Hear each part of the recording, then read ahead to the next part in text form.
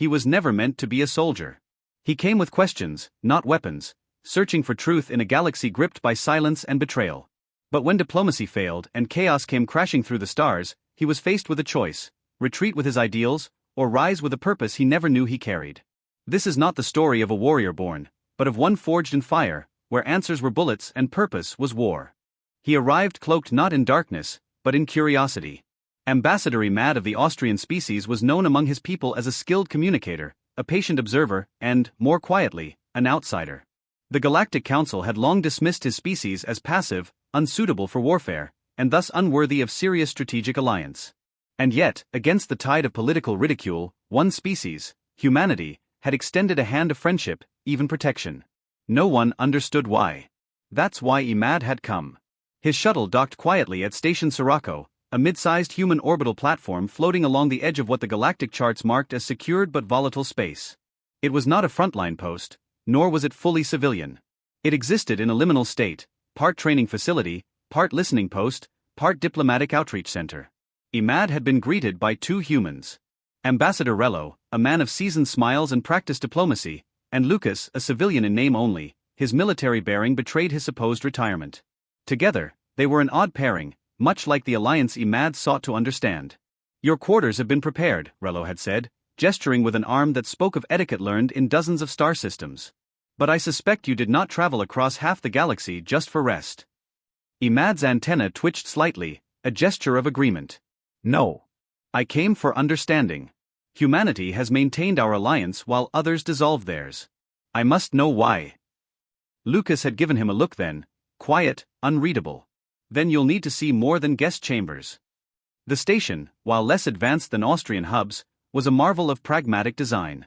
Where his people emphasized harmony and precision, the humans built with redundancy and rugged function. It was not elegant, but it was undeniably efficient. They walked the corridors, passing crew members who moved with purpose, yet spared him glances not of suspicion but mild curiosity. Humans had a way of being casual, even in serious environments. That unsettled Imad. Rello led him through a corridor labeled Simulator Bay, Combat Training. Imad hesitated at the threshold.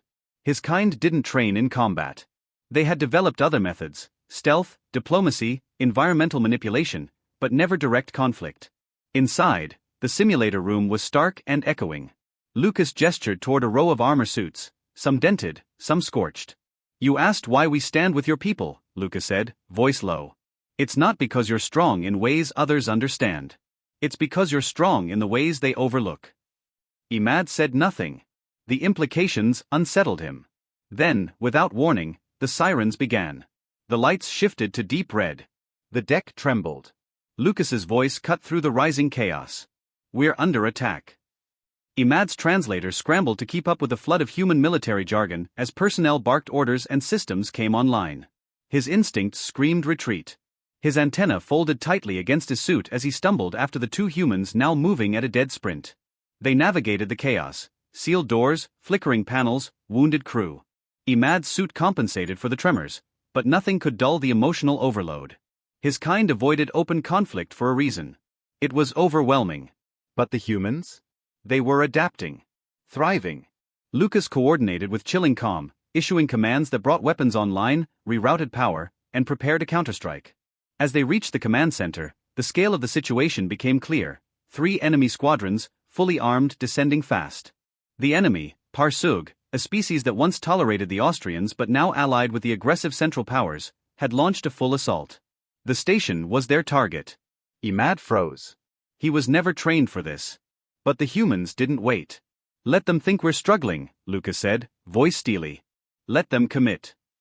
Then the trap was sprung. Energy surged across hidden weapon systems.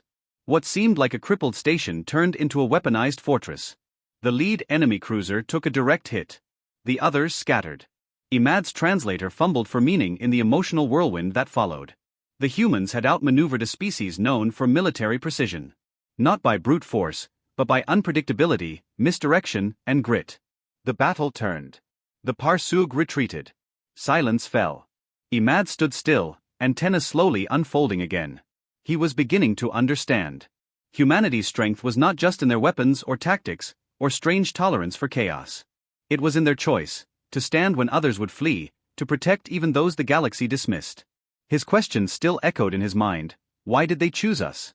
He would find the full answer. But he had seen a glimpse. And what he saw had shifted something deep within him. Not fear. Not confusion. Purpose. The debris from the enemy fleet still shimmered faintly in orbit. A day had passed since the battle, and Station Sirocco was slowly returning to its rhythm. Repair bots danced between twisted metal, and human engineers joked even while their uniforms bore soot and blood. Imad hadn't slept. His species didn't need as much rest, but even if they had, sleep wouldn't have come. His mind was aflame. Back in his quarters, he had watched the footage on loop, humans risking their lives for a station that wasn't even deemed strategic by the Galactic Council. He had watched a nurse carry an injured soldier twice her weight. He had watched a boy no older than 17 activate the shield grid manually, enduring plasma burns in the process. And he had watched Lucas, grizzled and weathered, never flinch, never retreat. Is this madness? Imad asked aloud. No, came a voice from behind him. It was Lucas. The older man stepped in without ceremony, wearing a fresh uniform, though the scar along his jaw was newly bandaged. This is war, Lucas said. And you came here seeking truth. You ready for it? Imad turned. I thought truth could be reasoned, debated, documented. Lucas chuckled, a sound like gravel on steel. Sometimes. But the deepest truths? You only find them in the fire. He tossed a small object to Imad, a personal combat beacon, calibrated for Austrian biosignatures. I don't fight, Imad said, voice flat. Lucas leaned against the wall. Neither did I. Once. There was a pause. A silence so long it felt like a decision forming in the air itself. Then the emergency klaxon screamed again. But this time, it wasn't just an ambush. It was a full-blown invasion. The Parsug had regrouped. 4 cruisers. 2 carriers. They hadn't just returned, they'd brought reinforcements. Station Sirocco was now the front line. Imad stood frozen, beacon clutched in his palm. Around him, human personnel ran with renewed urgency. There were no dramatic speeches, no panic. Only preparation. They were going to fight. And lose. The numbers didn't lie. This time, even Imad's analytical mind could see the outcome. The station would fall. So why weren't they retreating? He ran after Lucas, who had already begun directing troops toward defensive corridors. You can't win this, Imad called out. No, Lucas replied. But we can give the colonies behind us time. There are 3 transport ships docked. Non-combatants. Civilians. Your people's diplomats too. They'll escape, if we hold the line. Imad's throat tightened. You're sacrificing yourselves for others. Lucas looked at him then, not with pity but fire. That's what strength means, Imad. Choosing to stand not because you'll win, but because it's right. Imad stood motionless as alarms blared and the walls vibrated under the first barrage. His hand closed around the combat beacon. He activated it. The transformation was not physical, it was internal. His people were skilled in environment manipulation. He began reconfiguring gravity flow to collapse corridors selectively. Shield projectors that were long thought obsolete flickered back to life under his input. He began coordinating not from command, but from the engineering network. His kind were never warriors, but they were builders. And now, he was building resistance. The Parsug troops stormed the lower decks. Imad rerouted oxygen from the access tunnels, forcing them into bottlenecks. He created traps, gravity inversions, holographic loops, acoustic mirages. Human soldiers used every second he bought them. Lucas fought like a myth. Rifle in hand, scars glowing under emergency lighting, he became the face of a war Imad had once believed his people could never understand. But now, he did. He had found it. Purpose. Not survival.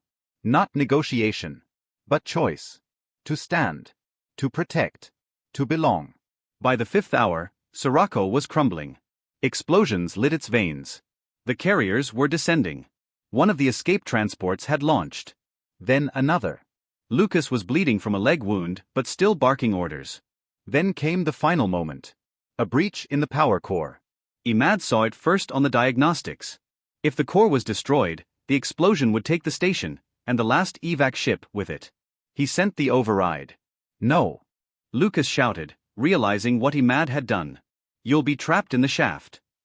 Imad smiled, an Austrian smile, subtle, antenna dipped. You said, strength is standing when others run. Lucas stared, eyes wide. Don't die for us, the human said. I'm not, Imad replied. I'm living for something.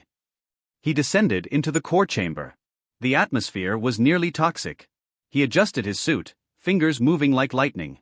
His body ached. His mind raced. Systems screamed. But he stabilized the core. Barely. Above him, the last ship launched. Safe. Station Sirocco collapsed 30 minutes later. A week passed. Imad awoke aboard a hospital ship. Burns lined his chest. A human nurse whispered something soothing in a language he couldn't translate. But Lucas was beside him, arm in a sling, grin wide. You're a damn fool, Lucas muttered. Am I? Imad whispered back. No, Lucas said softly. You're one of us now. Epilogue. The Galactic Council convened a month later. In a rare decision, they awarded Imad posthumous recognition, thinking he had died in the collapse. When they discovered he was alive, the title remained, The Peacemaker Who Chose War. Austrian society changed. Quietly, slowly. Not toward militarism, but toward courage. And Imad? He never returned home. He stayed with the humans. Because there, in the war he never wanted, he had found what no council chamber could ever provide. Answers. And a purpose greater than peace.